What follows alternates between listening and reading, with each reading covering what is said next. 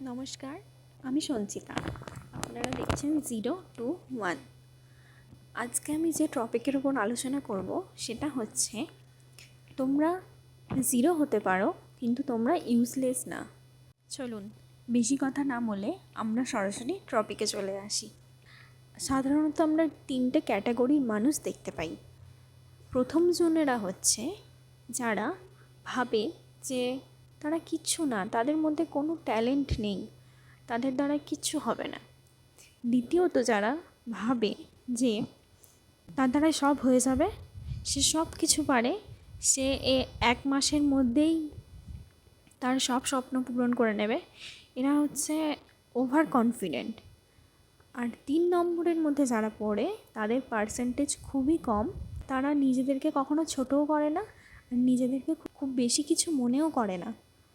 তারা শুধুমাত্র নিজেদের লক্ষ্যে স্থির রেখে কাজটা করে যাচ্ছে, তাই তারা সফলতা পাচ্ছে। এবার আমি প্রথম জনদের কথা এখন আলোচনা করব, যারা মনে করে যে তাদের মধ্যে কোনো ট্যালেন্ট নেই। আচ্ছা, একটা কথা বলি এখানে, ট্যালেন্ট বলে কিছু হয় না। যেটা হয় সেটা হচ্ছে প্রচুর প্র্যাকটিস আর নিজের লক্ষ্যে স্থির থাকা। প্রচুর প্র্যাকটিস। আমরা যারা এখন এই যে বিরাট কোহলি, MS ধোনি এদেরকে দেখছি, এরা কি প্রথম থেকেই ক্রিকেট খেলে, মানে আজকে হলো কাল থেকে ক্রিকেট খেলছে, এরকম তো ব্যাপার না, তাই না? তো এরা কি করেছে, এরা প্রচুর প্র্যাকটিস করেছে। যারা যে ফিল্ডে ভালো দেখবেন তাদেরকে আপনি একটু লক্ষ্য করবেন, যে প্লেয়ার ফুটবলে ভালো, যে ডান্সে ভালো, যে গানে ভালো, দেখবেন আপনারা একটু লক্ষ্য করে তারা প্রচুর প্র্যাকটিস করে। এতটা প্র্যাকটিস করেছে যে মানে সে সেই ফিল্ডের সেরা হয়ে উঠেছে।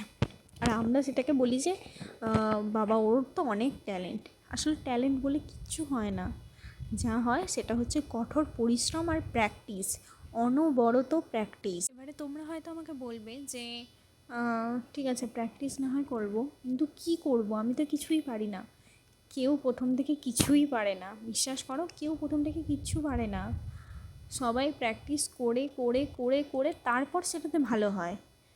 তো তোমাকে প্রথমে কি করতে হবে, তোমাকে একটা নিজস্ব লক্ষ্য আগে বাঁচতে হবে, যে আমি এটা করতে পারবো বা আমি এটা করতে চাই বা আমার এটা করতে ভালো লাগে। দেখবেন যে যার নিজস্ব একটা ভালো লাগা, ওই যে হয় না আমাদের একটা নিজস্ব ভালো লাগার সাবজেক্ট থাকে, তো ওরকম ধরনেরই তোমার দেখবে যে কাজটা করতে তোমার ভালো লাগে, তোমাকে সেটাই বেশি করে করতে হবে, তোমাকে সেটা অনবরত করে যেতে হবে, তবেই তুমি সেটাতে ভালো ফল পাবে।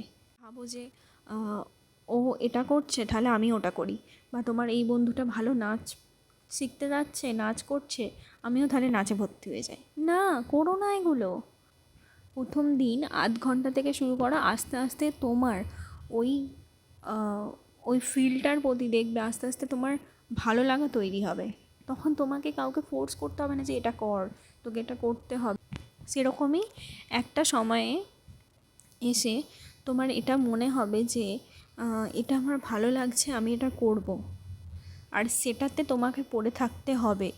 তুমি বারবার সেটাতে হেরে গেলেও তোমাকে ওটা পড়ে থাকতে হবে, কারণ তুমি যদি ওটাতে পড়ে থাকো তবেই সফলতা একদিন আসবেই, কেউ আটকাতে পারবে না।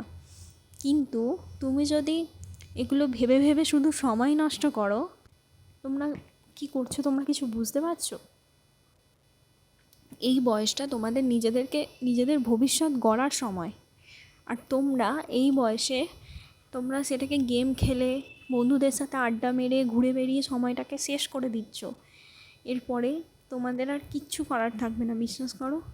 এতগুলো কথা বলার আমার একটাই উদ্দেশ্য, তোমরা নিজেরা আজ থেকে বলা ভুল, এক্ষুনি থেকে শুরু করো, অন্তত কিছু করো। আর মনে রাখবে, সফলতা কিন্তু তাড়াতাড়ি আসে না। এটা তুমি একদিনেও পাবে না, 1 মাসেও পাবে না, এটা তোমাকে লেগে থাকতে হবে।